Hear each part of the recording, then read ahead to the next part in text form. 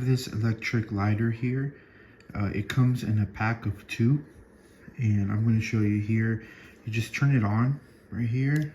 It's a switch, and you see it tells you the battery. This is about like 50% right here, maybe less. And super simple to use. All you have to do is you'll see this light up. All you have to do is just click this button, and I don't know if you can see it on the camera, but yeah, see, there it goes. And turn it off when you're done. I'm just going to use this candle as an example here, and you'll see it lights it up.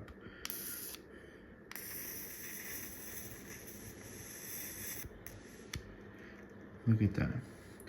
But it's so much more convenient instead of having those old-fashioned, old-school lighters, or struggling with, holding, this is, you have leverage on here, and you can just boom, and then it's good to go.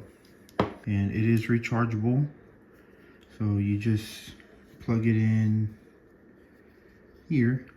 There it goes, sorry. You just plug it in there, charge it, and you're good to go, and it'll last for a while.